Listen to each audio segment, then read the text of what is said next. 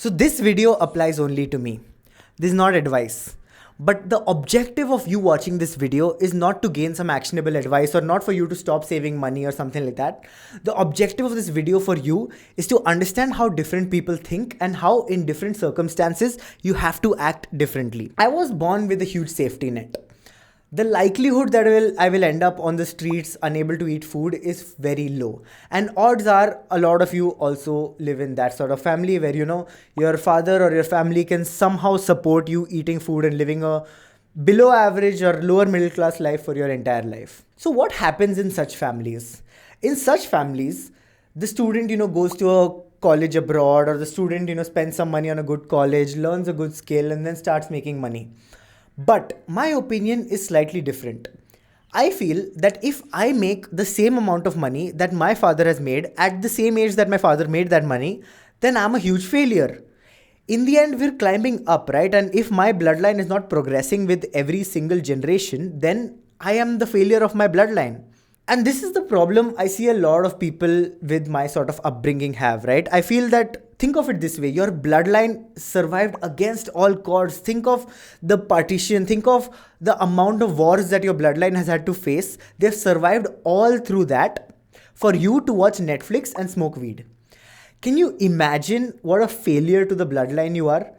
And I went to a school where everybody was in my situation, right? I went to a pretty well-off school and everybody was in my situation, and I never understood the fact how all of these people are okay making the same money as their parents.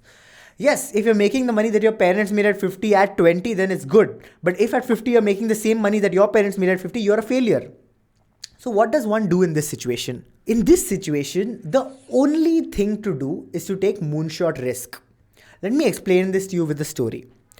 So I don't really watch cricket, but I know that there are two types of cricket matches, right? One is the cricket match which has 20 overs, and one is the cricket match which has like 150 overs. I may be wrong, don't quote me. Oh no, one of them has like infinite number of overs. And the way you play the match in each of the game is very different. If you have like a very large number, 150 or maybe an infinite number of overs, you're trying to not be out for the longest. You're trying to play safe such that you can stay in the game and the game will continue for the longest amount of time, because so your time is unlimited.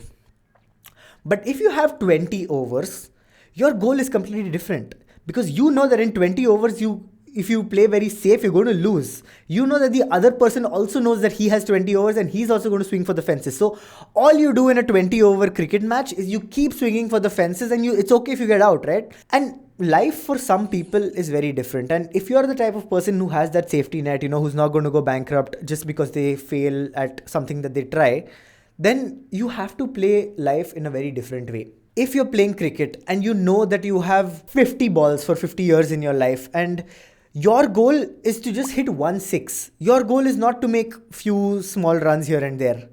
So you will try to hit a 6 in every single ball, right? It doesn't matter if you get out. You're still going to try to hit 6s in every single ball. And the actual analogy is like if you're playing cricket and you know you cannot get out. Like if the wicket somehow magically reappears and becomes another wicket, which somehow removes the fact that you're out, you're only going to try to hit 6s, right? You're not going to try to hit a 4. You're not going to try to hit a 1. You're just going to keep hitting 6s. I know this was not a good cricket metaphor. I'm not really into the sport. I'm not really into any sports, but you get what I'm trying to say. So in my life, everything I did was moonshot risk. When I started my first startup, I tried to have $100 million idea and I reached a $16 million valuation. Yes, everything crashed. And you know what? Everything is fine after that. I'm still making these videos and giving you advice, right? So if you're in a situation like me, if you're in the kind of situation where you have the risk-taking ability and you choose not to, it's on you. People will show me Excel sheets, like if you save like 30,000 rupees of your salary every month and kind of compound that over 10 years, it will become like 3 crore or 30 crore or some random amount. But you know what? If I make 3 crore rupees in my life, I'm a failure. My job is to make 3 crore rupees a month, and that is the kind of mindset that I'm going into this with. So the extra 3 crore or 30 crore that I have when I'm 80 years old is not going to make a difference. And this is not because I want to live the life when I'm young. No, this is because I want that at the age of 50, I have reached a point where I can earn 3 or 30 crores a month. And if I don't, then I have failed. But I will not fail knowing that I have not tried. I'll not fail knowing that I chose to take the ordinary engineering path and, grind for 50 years and then reach the level where I'm making a similar amount of money as my father. I'm not going to do that, and neither should you. Thank you.